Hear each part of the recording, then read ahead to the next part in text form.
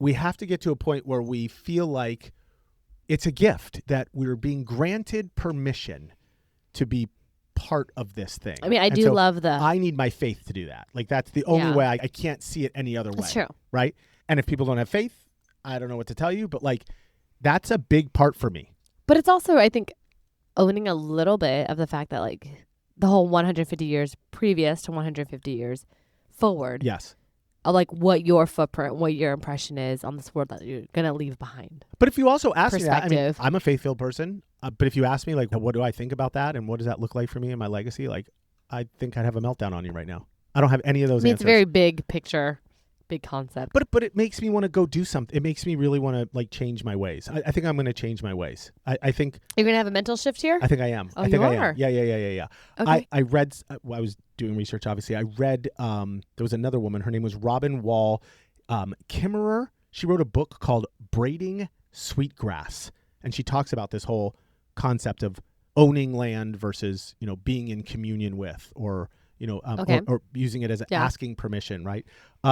And she's got a quote that I loved that's in the book. It says, "Ask permission before taking. Never take first, never take last, and take only what you need."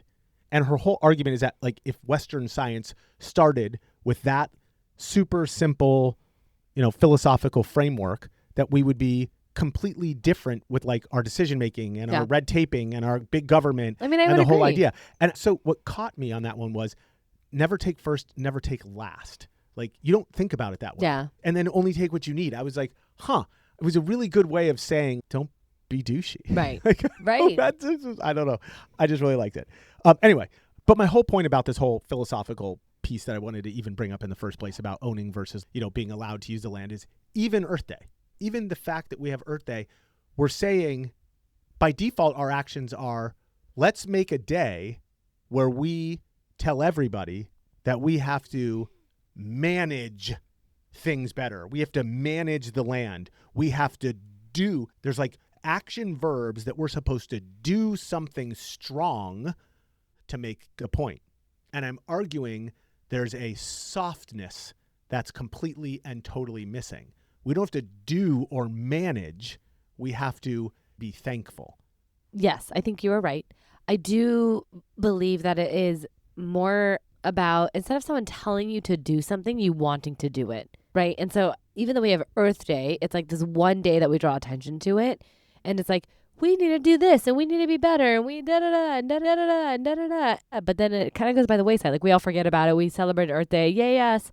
Instant gratification. Right. All done. We did our thing. Check, check.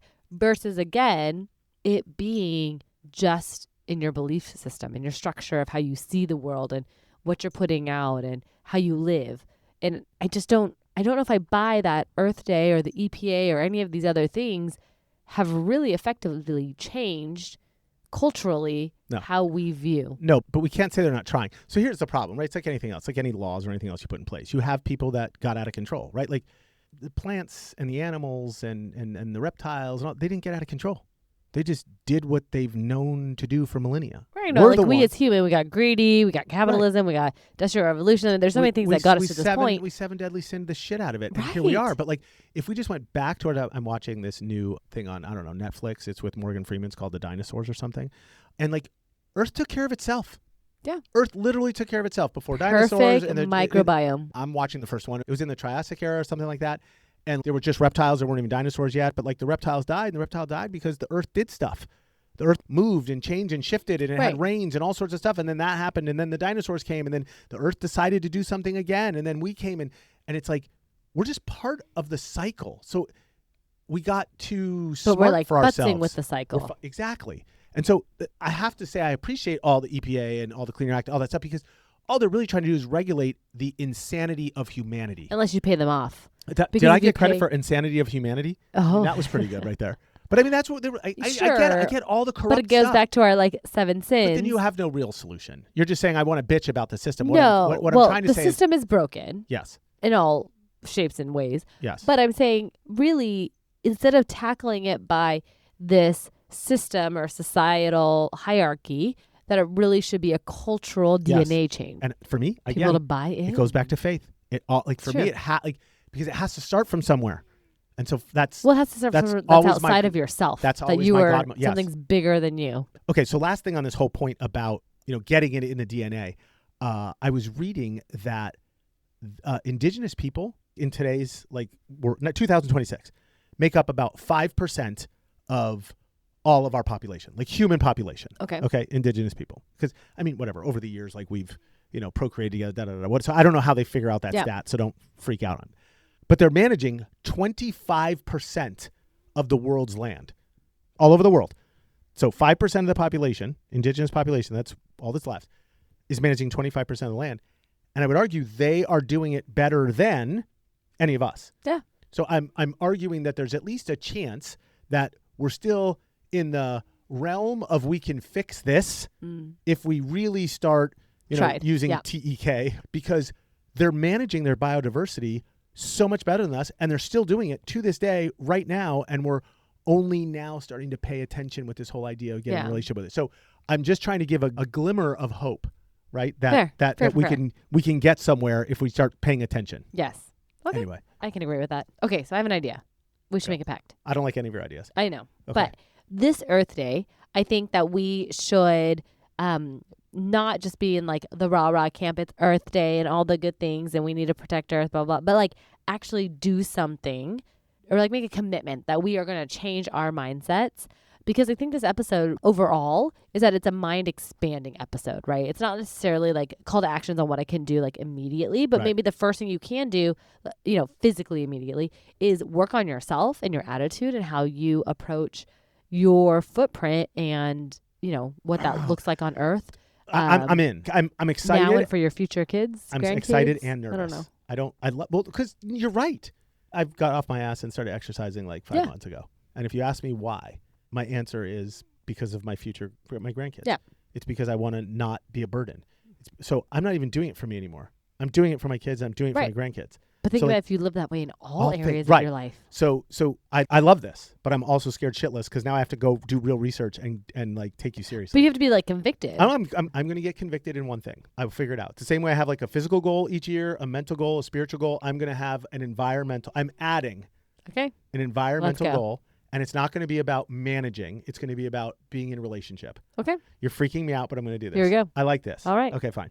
All right. Fun facts. Can I do fun facts? Yeah, let's go. All right, here we go. Number 1. Do you know why they picked April 22nd to be Earth Day each year? No. Like why it was strategically chosen? Because 2 + 2 = 4. That's exactly it. Yes. It's because of math. Shut up. No, not at all. Okay, you remember our boy Gaylord Nelson, Senator Nelson? Yes. He loved the idea that it fell between spring break and college final exams because this movement, obviously, was about a lot of youth, all the youth, right? So students could actually be on campus, available to participate, not be shitting a brick over finals. And so he reverse engineered this date around a college academic calendar to get the most exposure from the generation that he thought would be the most interested. They're always trying to steal the minds of the children. Oh, wow. Okay, continue. Woohoo! But in this case, it's a good mind steal. Yes, it is. Is it? They're not teaching about indigenous ways on how they preserve the land. That's just This true. is a whitewashed EPA, big government, shove it down your throat, steal your mind. You are 100% correct.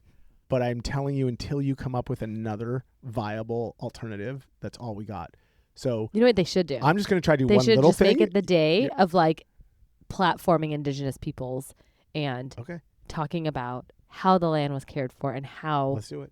We can do our part. Okay, then maybe that's what we're going to, this may be our little thing.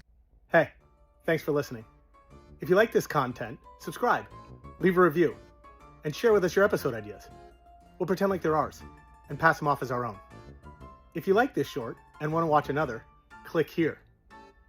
If you want to catch a whole episode, click here.